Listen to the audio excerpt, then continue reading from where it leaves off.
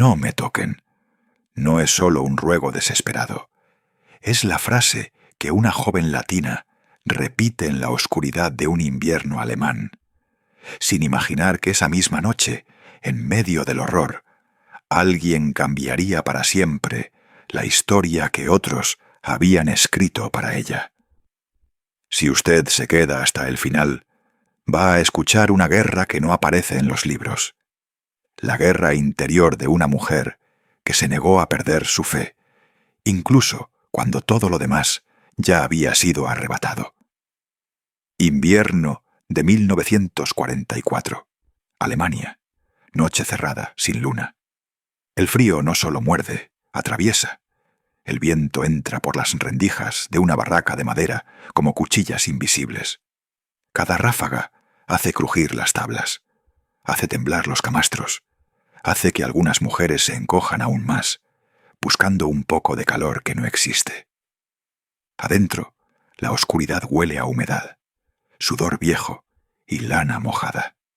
Filas de cuerpos apretados, hombro contra hombro, espalda contra espalda, intentando dormir un poco, intentando no pensar demasiado. El silencio no es completo. Se escucha un coro apagado de toses, suspiros quebrados, dientes castañeteando. Hay un miedo espeso en el aire, como humo que no se ve, pero se siente en la garganta. La cámara se desliza lenta, pasando por rostros hundidos, pómulos afilados, ojos abiertos que rehúsan cerrarse, hasta encontrar un rincón, el rincón más alejado de la puerta, donde una figura se hace pequeña contra la pared helada. Es una joven, muy joven. Los rasgos son inconfundibles para cualquier latinoamericano que mire de cerca. Piel morena apagada por el frío, cabello oscuro, nariz suave, boca que alguna vez sonrió con facilidad. Ahora esa boca solo tiembla. Ella abraza sus rodillas con tanta fuerza que parece que quisiera desaparecer dentro de sí misma. El vestido de tela áspera no alcanza para tapar los moretones de los viajes, de las caídas, de los empujones. Los pies desnudos se recogen sobre el camastro, lejos del piso congelado. Y entre el ruido lejano del viento se filtra, casi imperceptible, un murmullo. «No me toquen, por favor, no me toquen». La frase no es un grito. Es un hilo de voz que se rompe y vuelve a juntarse, como si viniera de un recuerdo mucho más antiguo que esa noche. Lo repite una y otra vez, casi sin aire, como si ese ruego fuera una manta invisible contra manos que ella teme desde antes de llegar a ese lugar.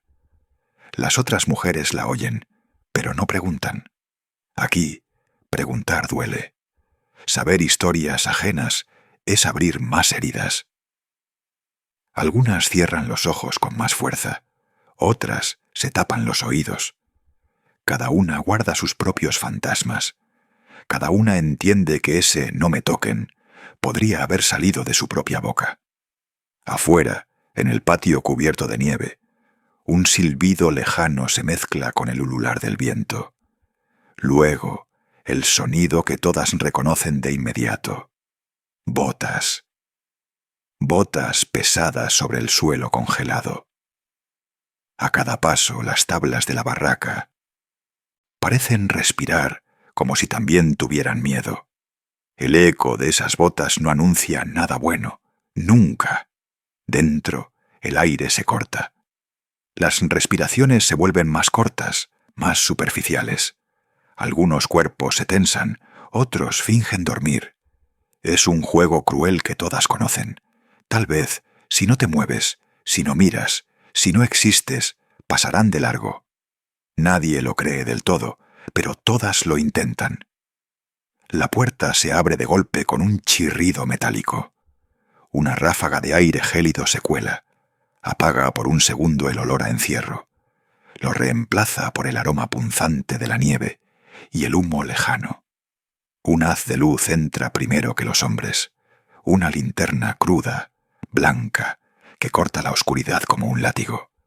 El rayo de luz se pasea por los camastros, ciego, indiferente. Un rostro, otro, una manta que se mueve, una mano que se esconde, un sollozo que no alcanza a ahogarse. El foco se detiene, vuelve atrás, sube, baja, hasta que la encuentra a ella. La joven latina recibe la luz directa en los ojos, queda enceguecida. Instintivamente lleva el antebrazo a la cara, como quien espera un golpe. El corazón le retumba en el pecho, tanto que parece que las tablas bajo sus pies van a escucharlo. Sus labios se mueven solos, como guiados por algo que aprendió de niña. No me toquen. Dios mío, no me toquen. Nadie la llama por su nombre. Nadie, al ver esa escena, adivina que en otro continente a miles de kilómetros de ahí, esa misma muchacha corría descalza por un patio de tierra en Costa Rica, que reía con sus hermanas, que olía a jabón de coco, que su madre le alisaba el cabello y le susurraba historias de santos y mártires, que, antes de que la guerra la arrancara de su rutina, su mayor miedo era llegar tarde a la misa del domingo. El narrador no lo explica todavía. No dice cómo una chica de Centroamérica terminó atrapada en el corazón de Alemania nazi. No detalla el viaje en barco, los patrones alemanes, las promesas de trabajo honrado que se deshicieron con las primeras bombas. No habla aún de la Gestapo, del interrogatorio, de las palabras extranjera sospechosa, escritas en un papel sucio. Por ahora, solo importa esto. Está sola. Está lejos de su tierra. Y está convencida de que esa noche, esas botas, esa luz, significan lo peor que una mujer puede imaginar. El reflector se acerca a su rostro y se queda ahí, inmóvil, quemándole las pupilas. Detrás de la linterna, una silueta se balancea ligeramente. El olor a alcohol llega primero que la voz. Un guardia, con la lengua pesada por la bebida, suelta una carcajada corta. La barraca entera contiene el aliento. Hay cosas que ni siquiera necesitan traducción.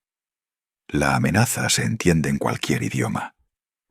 Las manos de la joven se aferran al borde del camastro. Siente las astillas clavarse en la piel, pero ni siquiera percibe el dolor. Lo único que oye por un instante es su propia respiración acelerada y una frase vieja de su infancia que su madre solía repetirle mientras le acomodaba el vestido. Cuida tu cuerpo, hija, es templo de Dios. No dejes que nadie lo profane. En medio de la nieve alemana, esa voz materna suena lejana, casi irreal, pero se aferra a ella como quien se agarra a un clavo ardiente. Si alguna vez tuvo fe, si alguna vez creyó en algo, es ahora cuando esa fe parece un hilo delgado a punto de romperse. La luz se inclina, el guardia da un paso hacia adelante, las tablas del piso gimen bajo su peso. Algunas mujeres apartan la mirada, otras cierran la mandíbula, impotentes. Hay un silencio espeso que anuncia una tragedia más, una más entre miles, perdida en la noche anónima del campo.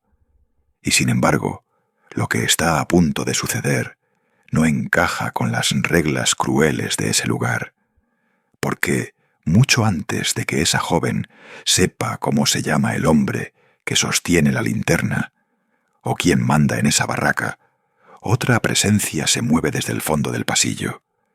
Una voz diferente, más grave, más sobria, rompe el aire con unas palabras en alemán que no todas entienden, pero cuyo tono nadie puede ignorar. Algo cambia en la atmósfera. Es ligero, casi imperceptible.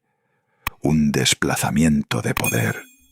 Un alto que no estaba en el guión de la noche. Un hombre mayor, con uniforme de oficial médico, se interpone entre la luz y el camastro. La sombra del guardia se corta, como si alguien hubiera puesto un muro. Lo que pase después transformará el significado de ese «no me toquen» para siempre. Ahora solo le pido algo. no se vaya. Porque la historia de esta joven costarricense capturada en Alemania no es solo una más de guerra y sufrimiento. Es la historia de cómo, incluso dentro del uniforme enemigo, una voz latina, un acento familiar, una fe compartida, pueden abrir una rendija de humanidad donde parecía no quedar nada. Y es la historia de cómo, décadas después, ya anciana y de vuelta en América Latina, ella aprendería a decir otra frase igual de firme, pero distinta. No me quiten la fe. Para entender cómo llegó a pronunciarla, tenemos que acompañarla desde esta noche helada, desde este «no me toquen», susurrado en la oscuridad, hasta el gesto inesperado que lo cambió todo. Pero antes de aquella noche helada, Ana Lucía ya llevaba consigo un hilo de oración y una cicatriz de la infancia. En su pueblo, las mañanas olían a café tostado y telas recién cortadas.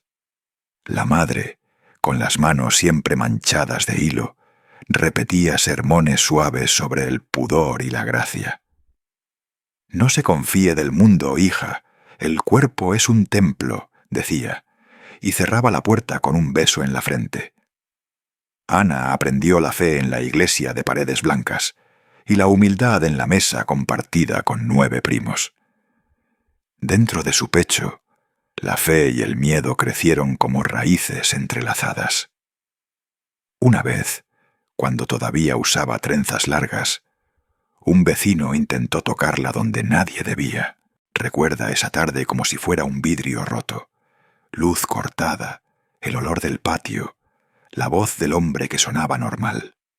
Sus manos temblaron, pero la memoria de la madre fue más fuerte que el temblor. Con voz pequeña y firme, dijo por primera vez: «No me toquen». No fue una oración, sino un escudo. El vecino se dio media vuelta, sorprendido, como si no entendiera que una niña pudiera poner un límite. Desde entonces, la frase quedó suspendida en su garganta como un cordón de seguridad. El cuento de su vida cambió cuando llegó la oferta, que olía a promesa y a peligro a la vez. Una familia alemana que veraneaba en la costa ofreció trabajo de niñera para sus hijos. Era la oportunidad de ayudar a su madre y de conocer el viejo continente, esas historias que la madre cosía en sueños. Ana Lucía aceptó con la ingenuidad y la valentía de quien quiere más para los suyos. En 1939 embarcó rumbo a Europa, llevándose en una maleta pocas prendas y muchos cantos. El viaje en barco fue una sucesión de días que parecían pinturas antiguas. Mar inmenso, cielo cambiante, noches en que el olor a aceite se mezclaba con los rezos murmurados de otros emigrantes. Ella miraba el horizonte y repetía oraciones aprendidas, como quien ata su alma a un timón. Al llegar a Berlín, la ciudad la golpeó con una frialdad distinta a la del mar. Grandes avenidas, fachadas severas y banderas que ondeaban como presagios. Ana no comprendía del todo los discursos que escuchaba, pero sentía el peso de una nube negra posarse sobre la gente. Las conversaciones en la casa alemana eran cortas, formales, templadas por la etiqueta. Los niños a su cargo eran pequeños soles cuadrados, con risas que a veces la hacían olvidar la distancia. Pero fuera de las ventanas se veía la disciplina que todo lo ordenaba. Desfiles que marchaban con boca cerrada, símbolos que aparecían en carteles como sombras largas. Ana aprendió a bajar la mirada en la calle. Aprendió también a observar los detalles que a otros se les escapaban. El temblor en la mano de una vecina, la rapidez de una mirada que no quería ser vista. Su mundo se estrechó sin que al principio entendiera por qué. La promesa de ayudar a su familia comenzó a sentirse pesada, casi como una responsabilidad que podía quebrarla. Pero llevaba consigo algo que la hacía diferente. la firmeza nacida aquella tarde en el patio cuando dijo «No me toquen». Aquella frase se volvió un eco interno, una línea de defensa que la acompañaría donde el idioma no la protegía. Y mientras las sombras en la ciudad se espesarían, Ana todavía no imaginaba que esa misma voz interior la usaría para protegerse, para salvar, para mantenerse humana en tiempos que intentaban robar la dignidad. La noche se cerró sobre Berlín como una mano que no suelta. Apenas quedaban faroles, apenas quedaban caras conocidas. El viento olía a ceniza. En la estación las voces se quebraban. El suelo vibraba con pasos que huían. Ana sintió la lana mojada contra su piel y la conciencia de estar sola creció como un frío. Tal vez fue un movimiento, tal vez el miedo, pero la cartera con sus papeles quedó en manos del hombre al que había servido. Ella alargó la mano y encontró el vacío. Su nombre desapareció en el tumulto. Dentro del humo, el idioma que conocía se volvió una fosa entre sonidos. Un oficial la empujó. Una mujer gritó. Un tren silbó como si anunciara el fin de todo. No hubo tiempo para explicaciones. Hubo gestos y órdenes que Ana no entendía. Su acento, antes extraño y exótico, ahí se volvió prueba en su contra. Escuchó palabras duras, saboteadora, extranjera, sospechosa. Eran cuchillos que no sabía cómo desarmar. Cada sílaba la alejaba de la posibilidad de ser vista como persona. La Gestapo no pidió historias, pidió culpables. La luz de las linternas atravesaba sus manos temblorosas como si las leyera. La barrera del idioma cerró como una jaula, y nadie preguntó por su viaje ni por la casa que la había mantenido. Manos duras la empujaron hacia una fila de cuerpos exhaustos y helados. El olor a humo, sudor y miedo se mezcló con la lluvia que entraba por los agujeros del andén. Ana apretó la cruz de madera en su bolsillo. La rozó con el pulgar como quien busca un latido. No hubo juicio, solo papeleo escrito en un idioma que la excluía. La empujaron a un vagón de ganado que olía a metal y a desesperación. El golpe de la puerta al cerrarse fue una sentencia que resonó en su pecho. Pidieron silencio y recibieron sollozos. Pidieron nombres y obtuvieron susurros en español. En la penumbra contó las horas como quien enumera oraciones. Rezaba sin ánimo de teatralidad, frases sueltas, letanías que alguna vez le enseñó su madre. Dentro del tren, la sensación de injusticia era un animal sin jaula. Miró rostros que ya no eran humanos, sino mapas de pérdida. Una vieja compartió pan negro. Un niño ofreció una palabra en yiddish. Nadie preguntó de dónde venía Ana. El frío se filtraba por las rendijas y las palabras que había aprendido en secreto, Dios, perdón, no me toquen, retumbaban como una armadura frágil. Sentía la memoria de su infancia, aquel intento que la marcó, acercándose como una sombra. La mujer que había aprendido a rezar, ahora aprendía a contener la voz para no ser oída. A través de las paredes de metal, los bombardeos se escuchaban lejanos y cercanos a la vez. Cada estallido parecía marcar un compás en el que su vida ya no tenía lugar propio. La cámara de la mente de Ana acumulaba imágenes. La estación en llamas, la mano que la dejó, las palabras que no pudo responder. En ese tren, su identidad se redujo a una sospecha escrita en una ficha. La injusticia no tenía rostro, solo procedimientos cotidianos que desnudaban la dignidad. Y mientras el vagón avanzaba hacia un punto sin nombre, Ana apretó la cruz con fuerza, prometiéndose no dejar que la guerra le prohibiera algo esencial, su fe. Al caer la noche, el barracón se convierte en una caja clavada por el frío y por el silencio. Las botas retumban a lo lejos, como un recordatorio mecánico de que el mundo afuera no es suyo. Ana respira y siente el metal del número convertido en pesa contra su carne. Cada respiración es un acto de voluntad. Tal vez sea en ese silencio ondulante donde la fe se vuelve práctica y no solo consuelo.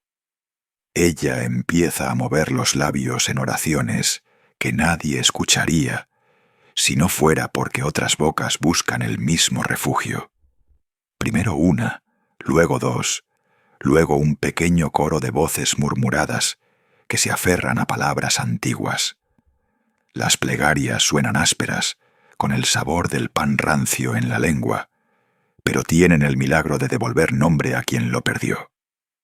Dentro de ellas, Ana descubre una forma de resistencia que pesa menos que un gesto y más que una promesa. Enseña salmos en susurros, como quien comparte una receta prohibida. No explica teología ni debate, solo repite frases que a su madre le sirvieron para calmar una casa en llamas. Una mujer con manos endurecidas aprende a hacer la señal de la cruz otra vez. Una joven polaca guarda silencio y repite una oración antes de dormir. Se comparten migas, sí, pero también se reparte la memoria de una infancia donde los actos de bondad eran comunes. La protección que ofrece no es épica, es pequeña y obstinada. Cubrir con un abrigo a una chica francesa durante el conteo, deslizarle un panecillo envuelto en la manga, intercambiar miradas que dicen «Estoy aquí». Ana se convierte en sombra y en escudo. Cuida a esa joven que tiembla sin cesar, como si le guardara la hermana que nunca tuvo. Le acaricia el cabello a hurtadillas, le enseña a cerrar los ojos y decir una frase que haga menos ruidoso el miedo. En la fábrica cercana, las máquinas no solo moldean metal, moldean silencios. Cuando las guardias miran, las prisioneras bajan la cabeza.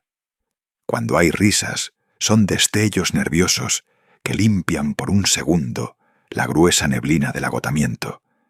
Y sin embargo, hay historias que vuelven en ráfagas, relatos de manos que cruzan límites, de mujeres que desaparecen en la noche. Cada historia añade una capa de hielo a la garganta de Ana, pero también afirma su resolución. Ella sabe que no puede detener la guerra, no puede cambiar la geografía del odio, ni cerrar las bocas que ordenan, pero puede erigir pequeños actos de humanidad, aprender a curar una ampolla con un trozo de tela, a vendar dedos hinchados, a reconocer en los ojos de la otra el mismo miedo que la empuja a rezar.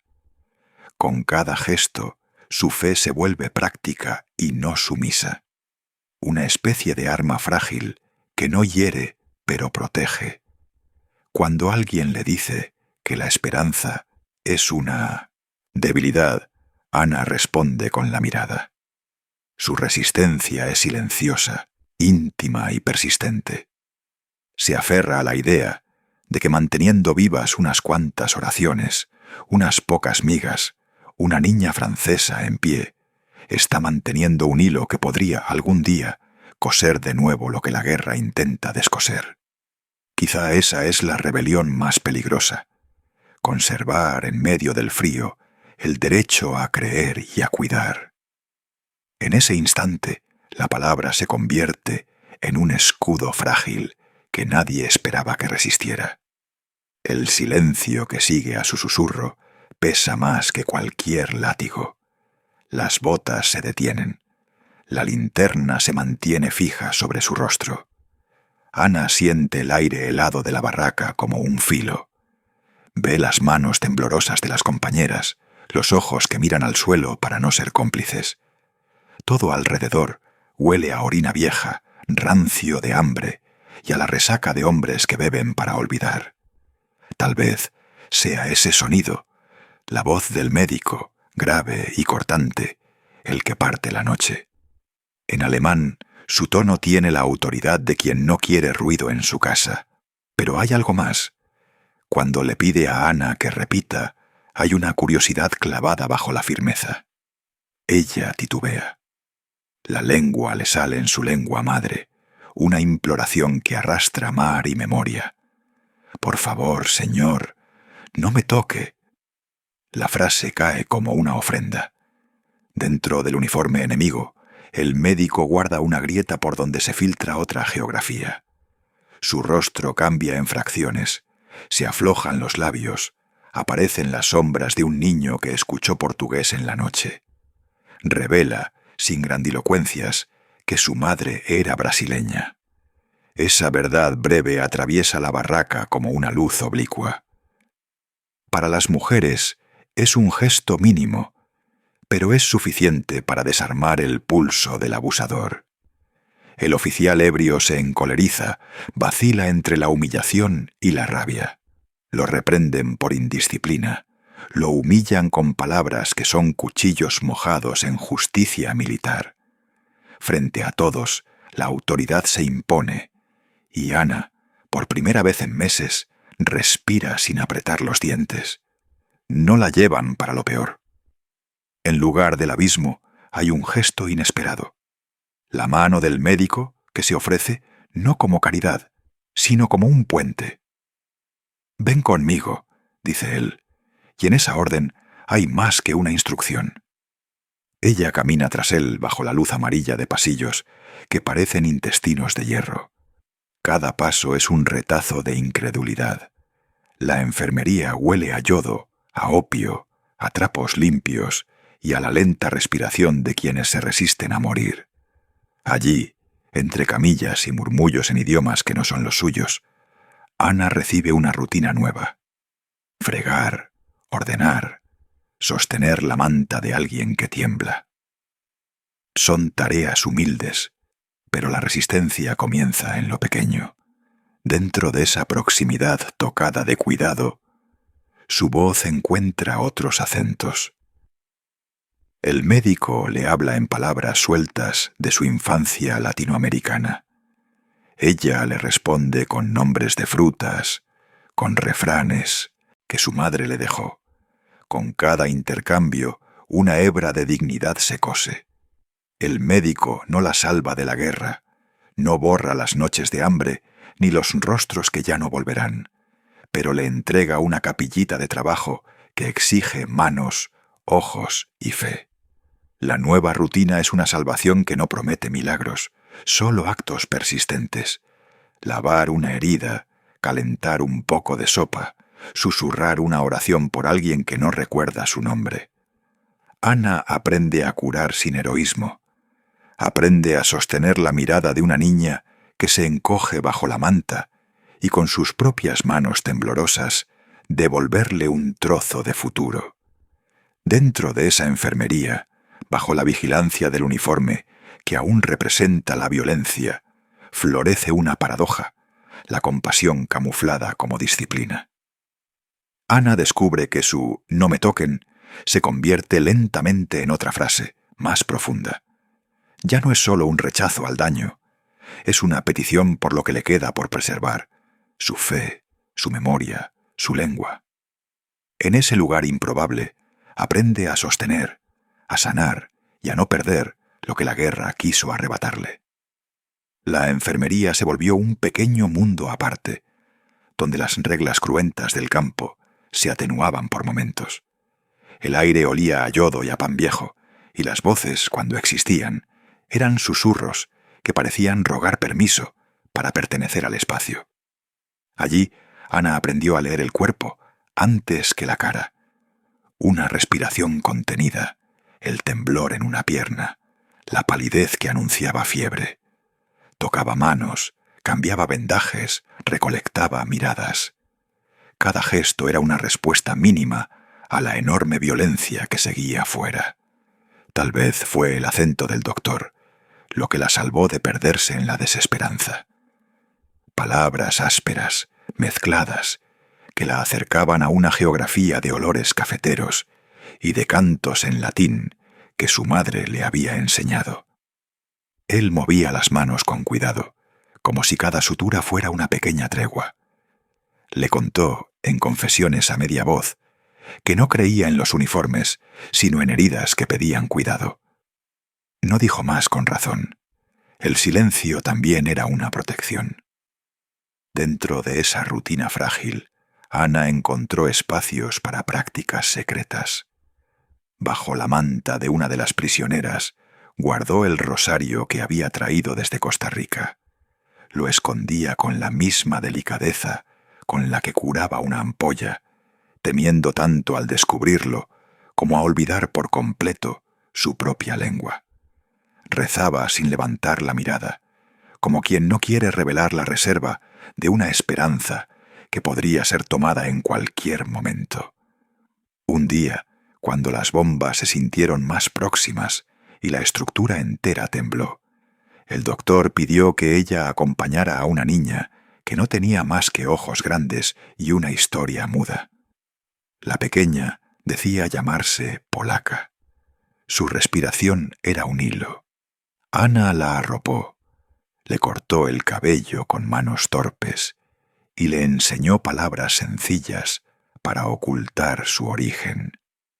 Era una traición al silencio de las etiquetas, una pequeña insurgencia en favor de la vida. La niña, por su parte, le devolvió algo que Ana creía perdido: la posibilidad de ser hermana, no solo paciente. La noche tenía una geometría propia, ruidos de botas lejanos, la cadencia de un motor, una luz que se colaba por la rendija. Cada movimiento de guardia la hacía volver a la infancia violada por el recuerdo de una mano que no debía tocarla. Aún así, cada vez que sus dedos rozaban una frente caliente o cerraban una herida, algo en ella se recomponía.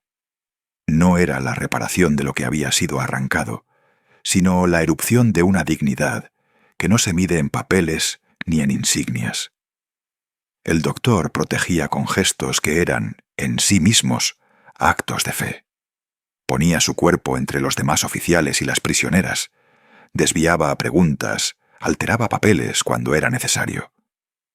Le dio a Ana una bata menos rota, zapatos que chirriaban de extranjería, y sobre todo una legitimidad temporal. Ella lo pagaba con trabajo, con oraciones mudas por cada cama, y con el cuidado de la niña que empezó a llamarla tía cuando nadie miraba. Así, el «no me toquen» de Ana fue mutando en algo más complejo. Ya no era solo una orden de defensa, sino una invocación que pedía preservación de lo íntimo. No me quiten la fe, no me roben la lengua, no me despojen de la memoria. En medio de las amputaciones y las lágrimas que no distinguían uniformes, esas palabras encontraron ecos inesperados en corazones que, pese a todo, todavía podían elegir. La guerra continuó siendo un estrépito constante, pero en aquel pabellón estrecho, pequeñas rebeliones humanas tejían un refugio que ningún mapa bélico registraría jamás. Y fue precisamente cuando ese pequeño refugio parecía haber echado raíces que el estruendo de la guerra vino a arrancarlo de cuajo. Las órdenes llegaron de madrugada, como casi todo lo terrible en aquel lugar. Gritos en alemán, botas golpeando el suelo congelado, la palabra evacuación repitiéndose como campana rota. Los barracones se abrieron de golpe y los prisioneros, aún con fiebre, aún con vendas frescas, fueron empujados hacia la nieve, hacia esas marchas que muchos ya sabían que no eran camino, sino sentencia. En la enfermería, el doctor Joaquim Almeida no se movió de inmediato. Se quedó en silencio, con la mirada clavada en las camas. Había cuerpos tan débiles que no podrían dar ni 10 pasos. Sabía lo que la orden significaba para ellos, y por primera vez, ante los guardias, elevó la voz. Dijo la palabra que la guerra más temía: epidemia. Pronunció el término médico con calma, con una seguridad casi desafiante. Tosió intencionalmente, como si quisiera contagiar el aire entero. Escribió diagnósticos apresurados en una hoja manchada de tinta. Señaló heridas infectadas, inflamaciones, manchas imaginarias en la piel. Con cada explicación, añadía una capa de miedo en los rostros de los soldados. Nadie quería ser el que llevara una peste desconocida a la retirada alemana. Así, sospechando de todo y entendiendo muy poco, los oficiales concedieron lo que nunca habrían dado por compasión: tiempo. La enfermería quedó aislada, puerta cerrada, guardia mínima. Los que podían marchar, marcharon a la muerte blanca del invierno. Los que quedaban, incluidos Ana y una niña de ojos enormes, que todos llamaban solo por un nombre judío susurrado, se quedaron en esa isla precaria, rodeada por paredes de madera húmeda. Fueron días suspendidos, donde el reloj parecía colgarse de los gemidos y los rezos. Desde lejos llegaban truenos que no eran tormenta, sino artillería. Cada explosión hacía temblar las camillas. Nadie sabía si temer más a los alemanes que se iban o a los desconocidos que venían. Al amanecer de un día gris sin nombre, el sonido cambió. Ya no eran órdenes en alemán, no eran pasos marcados, sino una marea desordenada de voces duras en otro idioma cargado y áspero. Los soldados soviéticos cruzaron la entrada del campo como quien abre la puerta de una casa maldita. El régimen se derrumbaba, pero la violencia no desaparecía, solo cambiaba de bandera y de uniforme. El doctor Almeida, con su brazalete de oficial nazi y su acento latino, fue visto apenas como un enemigo más. No hubo tiempo para explicar biografías, orígenes o motivos. Lo sacaron de la enfermería con las manos en alto. Ana lo vio pasar por la puerta por última vez, entre fusiles apuntados y rostros endurecidos por demasiada guerra. Él pidió unos segundos, no para defenderse, no para suplicar por su vida. Se volvió hacia ella, esa joven que había entrado al campo, repitiendo «No me toquen», como un escudo quebrado, y buscó apresuradamente en el bolsillo de su bata. Sacó una hoja pequeña, doblada 4 veces, con los bordes gastados. Le temblaba un poco la mano, pero la voz salió firme, como si esa frase la hubiera ensayado durante años solo para pronunciarla ahora. Si usted sobrevive, si vuelve a ver el cielo de América, recuerde esto. Puso el papel en su mano, cerrando los dedos de Ana con una delicadeza casi paterna. Ella sintió por primera vez un contacto que no le gritaba peligro, sino despedida. En la hoja, escrita a mano, se leía un número de identidad militar y una oración en español, con la tinta corrida por el polvo y el sudor. No deje que la guerra mate quién es usted. No deje que la guerra mate quién es usted. No hubo abrazos. No hubo tiempo para preguntas. Solo un cruce de miradas donde cabía todo lo que nunca dirían. La culpa de él, la gratitud de ella, la certeza compartida de que en medio del horror ambos habían intentado sostener algo que no tiene traducción exacta: humanidad. Los soldados se lo llevaron. La puerta se cerró. En la enfermería, el silencio fue tan denso que casi parecía otra nieve, esta vez cayendo por dentro del pecho. Pasaron años, muchos años. Cuando volvemos a ver a Ana, la guerra ha quedado tan lejos en el mapa como cerca en la memoria. El escenario ya no es una barraca alemana, sino una casa modesta en algún rincón de América Latina, donde las paredes guardan otros ecos. Risas infantiles, canciones viejas, oraciones susurradas en español. Ana es ahora una mujer anciana. Su cabello blanco parece iluminar más que su mirada, que sigue siendo la de aquella joven que repetía «No me toquen», pero con arrugas que cuentan batallas invisibles. Está sentada en una mecedora, y a su alrededor, como un altar íntimo, se despliegan fotografías enmarcadas. Hijos con rostros serenos, nietos abrazados. Un jardín de nuevas vidas que jamás habrían existido si ella no hubiera cruzado aquel invierno. Una cámara discreta la observa. Alguien fuera de cuadro le pregunta por qué nunca contó su historia completa. Ella sonríe con una mezcla de pudor y cansancio. Sus manos, que tiemblan apenas, acarician el borde de una foto en blanco y negro.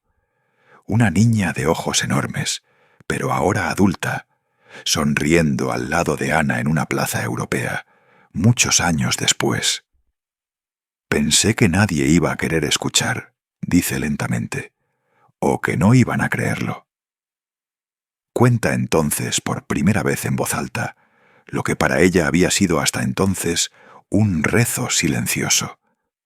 Habla del terror que la desbordaba cada vez que decía «no me toquen», de cómo esas palabras nacían de un miedo antiguo, de una niña herida antes de la guerra, acorralada por sermones de pudor y por sombras que nadie quiso nombrar.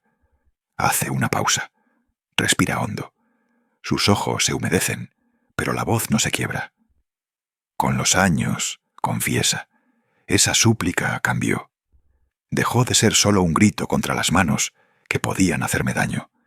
Se convirtió en otra cosa.